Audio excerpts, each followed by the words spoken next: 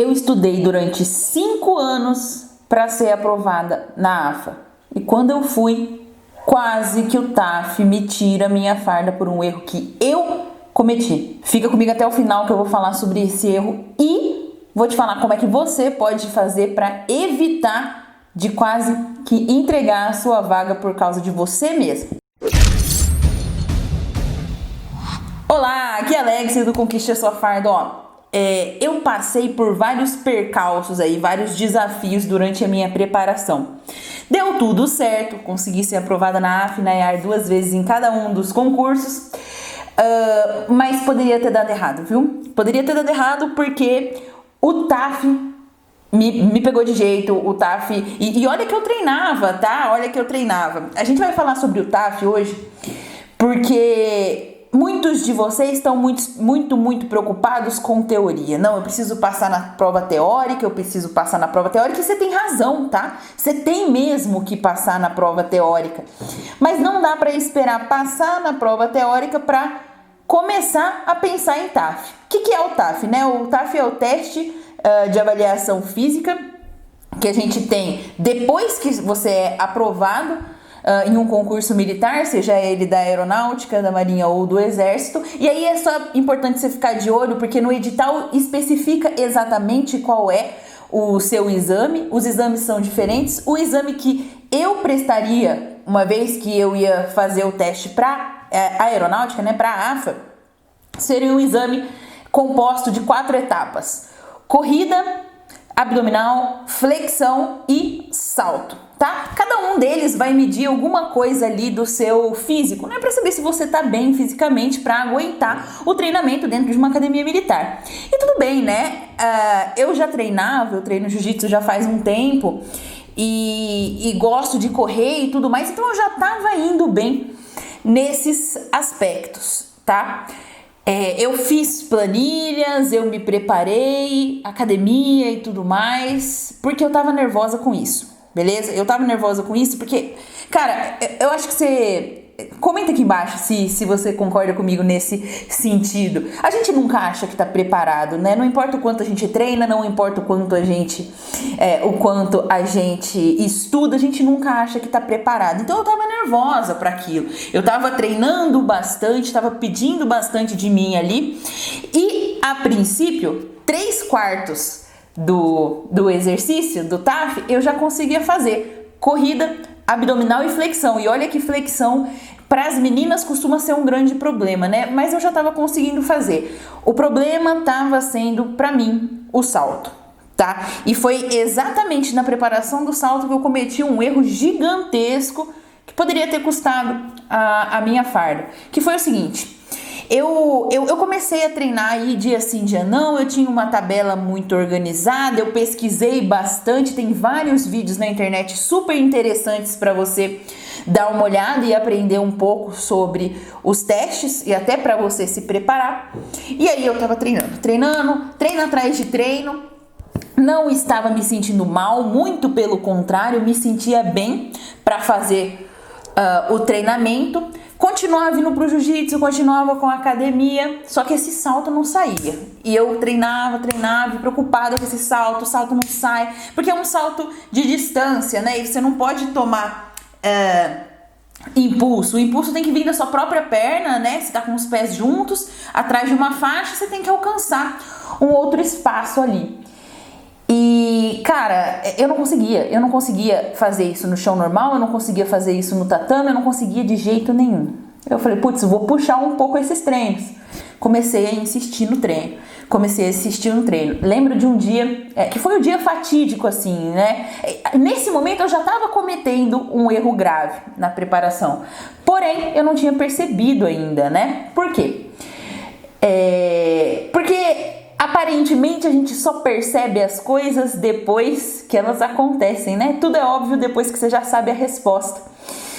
E aí, no dia fatídico que isso aconteceu, eu lembro que eu saí para treinar de noite, já era ali por volta de 10 horas, na minha antiga casa. Na época eu morava perto de uma praça que tinha um parquinho de criança, tal, o chão era ali semi-emborrachado, até para proteger as crianças. E eu lembro que eu tava filmando os saltos para que eu conseguisse analisar o que eu estava fazendo certo, o que eu estava fazendo errado, o que eu podia fazer para melhorar. Só que eu não sou professora de educação física, eu não tenho nenhuma formação na educação física, né? E aí eu lembro que eu coloquei o celular assim num banco, perto de um banco ali para me filmar, pulei, não consegui.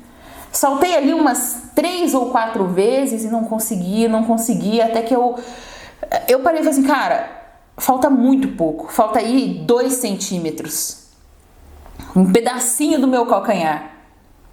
Agora eu vou dar tudo de mim, eu vou saltar e eu vou conseguir. Preparei lá, né, daquele jeito que a gente dá uma chacoalhada, fica até nervoso, e aí saltei. A hora que eu caí no chão, pá, eu senti, sem brincadeira nenhuma, subiu um choque assim dos meus pés pra minha coluna. Putz, eu nunca tinha sentido aquela sensação, o que estava acontecendo? Ignorei. Saltei mais um pouco ali, tentei mais algumas vezes, ainda ficando naquele pouquinho para conseguir acertar a medida que eu precisava. No dia seguinte, eu nem levantava da cama. Eu tinha machucado minha lombar e na região ali inferior da coluna, né? Eu machuquei a minha lombar e ela nunca sarou. Eu sinto dores na lombar até hoje, eu tenho dificuldade para ficar muito tempo sentada, né? Às vezes eu saio para jogar tênis e depois dói bastante, né? Porque puxa bastante a minha lombar, né? Fiquei com alguns movimentos no jiu-jitsu um pouco travado.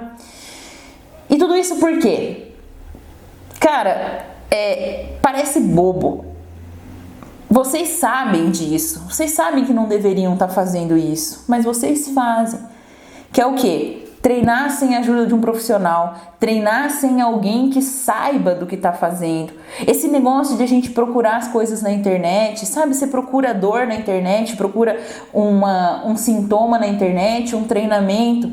Cara, isso pode colocar em risco o TAF de vocês. Porque você imagina como é que eu ia fazer o TAF machucado, né? Faltava ainda um pouco de tempo para eu ir fazer o TAF de fato, mas eu decidi que eu ia parar de treinar. Até que eu fui pro jiu-jitsu, contei isso para um colega meu que era faixa preta, um mestre que estava treinando com a gente. E por sorte, ele era um cara que já tinha treinado vários concurseiros de Polícia Federal, por exemplo, que também tem um TAF bastante pesado. E aí eu contratei ele, né? Não é barato, a ajuda de um profissional não é barata, tá? Na época, isso aí já faz 5 anos, eu acredito que eu tenha pago alguma coisa em torno de 180 mensal, 200 e pouquinho mensal. E eu sei que a grande maioria de vocês não tem essa grana. Eu sei que é uma grana alta pra gente colocar num preparador físico. Até porque se você tiver que pagar o preparador físico, um nutricionista, um professor particular, tudo isso, com certeza vai pesar. E eu entendo perfeitamente. O que eu quero trazer para você são algumas dicas, alguns caminhos que você pode seguir para conseguir ter o suporte de alguém, não tão próximo talvez, mas conseguir ter o suporte de alguém que entende, tá? O que eu faço com os meus alunos da mentoria, os alunos do treinamento Conquiste a Sua Farda? Aqui embaixo tem um link que eu recomendo pra caramba que vocês deem uma olhada. É um link de um e-book do Flávio. O Flávio, ele é sargento da aeronáutica e ele é treinado, ele é habilitado para dar o TAF, para ser avaliador no dia do TAF. Esse e-book que ele fez tem extrema qualidade, de verdade. Eu acho que é um plano mesmo para você seguir. E eu acho que vale super a pena você dar uma olhada. Alguém que não só, inclusive ele cursa educação física, né? Então ele entende do que ele está falando e além disso ainda é um profissional que está habilitado para fazer a avaliação do TAF. Então ele sabe exatamente qual é o momento que conta uma flexão, qual é o momento que conta um abdominal. O salto valeu ou não valeu? Tirou o pé antes? Tirou depois? Então eu acho que vale bastante a pena você dar uma olhada no primeiro link que está aqui na descrição. Qual que é uma segunda dica? E além dele, tem outras pessoas que também fazem esse trabalho por e-book ou planilhas, e eu acho que vale a pena sim você dar uma pesquisada para descobrir quem pode fazer isso para você por um preço que caiba no seu bolso.